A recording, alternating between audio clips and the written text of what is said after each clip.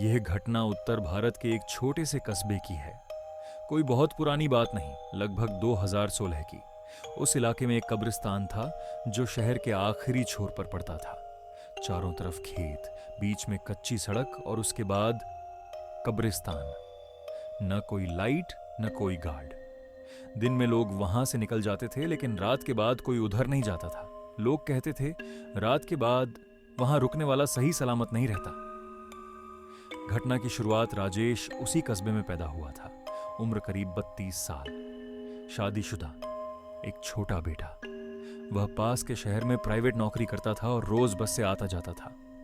उस दिन बस लेट हो गई। रात के करीब 11 बज रहे थे। ड्राइवर ने आखिरी स्टॉप पर बस रोक दी और बोला, भाई इससे आगे बस नहीं जाएगी। राजेश को पता था अब उसे करीब 1.5 किलोमीटर पैदल चलना पड़ेगा और रास्ता सीधे कब्रिस्तान के बगल से जाता था। उसने मन ही मन खुद को समझाया, डर वैर कुछ नहीं होता, सब दिमाग का वहम है। वह चल पड़ा। कब्रिस्तान के पास जैसे ही वह कब्रिस्तान के गेट के पास पहुंचा, हवा अचानक ठंडी हो गई। उसके मोबाइल का नेटवर्क गायब हो गया। चारों तरफ सन्नाटा। कब्रिस्तान के अंदर से अजीब सी गंध आ रही थी, गीली मिट्टी और सड़ी लकड़ी की। राजेश ने कदम तेज कर दिए। तभी उसे लगा कोई उसके पीछे चल रहा है। उसने मुड़कर देखा, कोई नहीं। भ्रम है, उसने खुद से कहा, लेकिन फिर कदमों की आवाज फिर आई।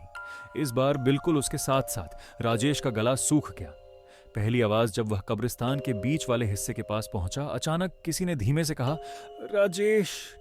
वह ठिठक गया। यह आवाज उसने पहले सुनी थी। ये उसकी मां की आवाज थी। उसकी मां की मौत को 3 साल हो चुके थे। मां? आवाज उसके मुंह से अपने आप निकल गई। कब्रिस्तान के अंदर से एक और आवाज आई, रुक जा बेटा, बहुत थक गया है। राजेश के पैरों में जान नहीं रही। उसने आंखें बंद की और तेज तेज राम नाम जपने लगा। जब आंखें खोली, वहां कोई नहीं था। उसने मोबाइल निकाला और कैमरा ऑन कर लिया। सोचा, रिकॉर्ड करता हूं, कुछ हुआ तो सबूत रहेगा। जैसे ही उसने कैमरा कब्रिस्तान की तरफ किया, स्क्रीन पर कुछ सेकंड के लिए एक औरत खड़ी दिखी। सफेद कपड़े, झुके हुए बाल, चेहरा धुंधला। राजेश चीख पड़ा और फोन गिर गया। फोन उठाया, कैमरा बंद था।